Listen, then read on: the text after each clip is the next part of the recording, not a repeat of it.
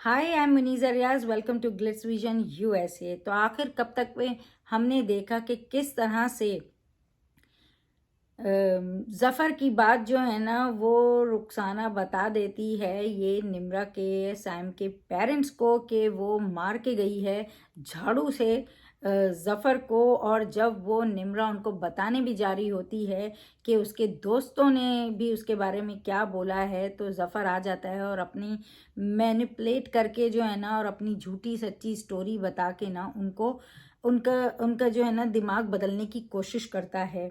और नूर जो है ना वो जाके ये बात जो है ना उसको बता देती है नासिर को। तो नासिर एकदम गुस्सा भी हो जाता है, पर वो कहती कि उसने 2 दिन का टाइम मांगा है। पर नासिर जो है ना वो पुलिस तो बाहर खड़ी करवा देता है, और जब सैम जाता है तो उसे समझ नहीं आता। पर वो पुलिस वाले भी बात बना देते हैं कि बाहर जो है ना यहाँ बराबर में डाका वगैरह पड़ा है, इसलिए खड़े हुए हैं इस तरह करके। और जब ये बात ज़फ़र को पता चलती है कि बाहर पुलिस है, तो वापस जो भागने की कोशिश कर रहा था अंदर ही जाके छुप जाता है और फिर अंदर ही चालें चलना शुरू कर देता है, अंदर ही सोचने लगता है। यहाँ जो है नूर के बाप को, दादी को भी पता चल जाता है कि फजर के साथ क्या हुआ है, और वो बहुत दुखी होते हैं कि इस तरह की चीज़ें, मतलब इस तरह की चीज़ उनकी बेटी के साथ हुई। वो अपनी बेटी के लिए परेशान होते हैं। दादी का तो अलग ही नाटक चल रहा होता है, क्योंकि उन्हें तो ये है कि वो चाह रही होती हैं और बेटे को चढ़ाएं उनकी बीवी बेटियों के लिए, मगर जो है वो होता नहीं है। और वो अपने ही गम में चले जाते हैं कि उन्होंने अपनी बेटी को सपोर्ट नहीं किया और इतनी बड़ी बात हुई। और एज ए फादर जो है वो कहीं ना कहीं ये बात नहीं जान पाए। और फजर वो इतनी डरी हुई है, वो सैम को बताना भी चाहे तो नहीं बता पाती है। और जिस तरह से ये ज़फ़र इसको, लड़की को इतना मतलब मेंटली टॉर्चर देता है, उसको सुबह ही सुबह बुला के जिस तरह की उससे बातें करता है कि तुम्हारी वीडियो है, और वो बेचारी इतनी डर जाती है। और सारा असगर की जो एक्टिंग है, जिस तरह से रो के वो अपने रब से दुआ मांग रही होती है। अब वो लड़की माफ़ी मांग रही है जिसने कुछ किया ही नहीं है, और वो माफ़ी मांग रही होती है शायद इसलिए क्योंकि वो खुदकुशी करने की कोशिश करती है।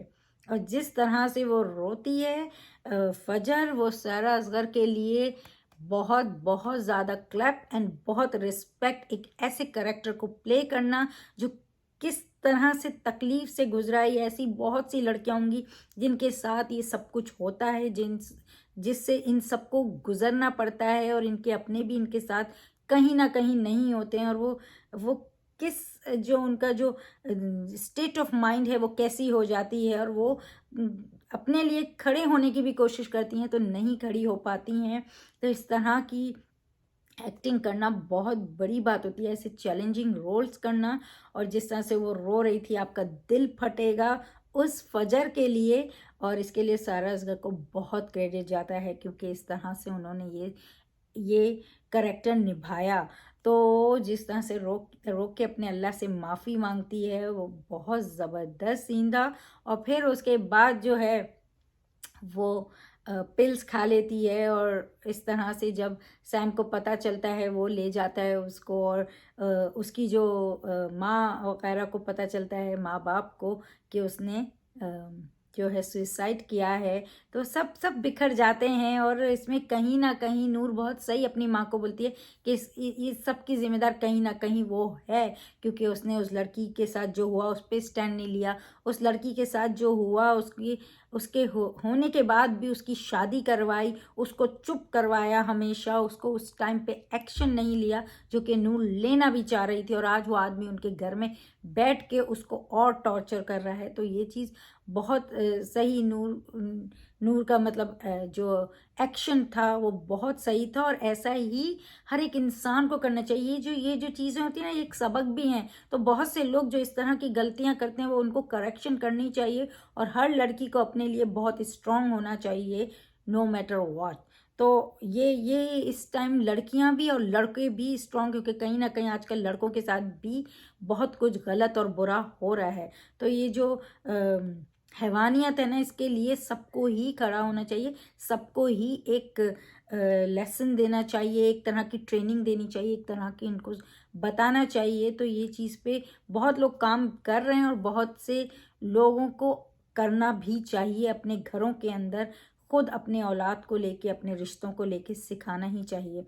तो ये बहुत अच्छा सा मैसेज है, ये बहुत अच्छा से कभी भी शोज़ देखो तो देखो कि कहाँ हम करेक्शन अपने आप में कर सकते हैं।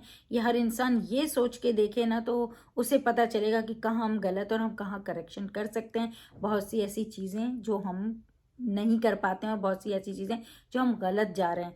तो ये चीज़ इस तरह हो, रोज सैम जो है वो, उसको पता भी नहीं कि फजर के साथ क्या हुआ है, क्योंकि फजर उससे बात करना चाहती थी। जब नूर उसको बोल रही थी, सैम को पूछ रही थी कि फजर ने आपसे कुछ बात की, तो वो थोड़ा सा हुआ उसको कि क्या बात करनी थी, तो उसकी माँ उसे रोक देती है, वो गलती करती है।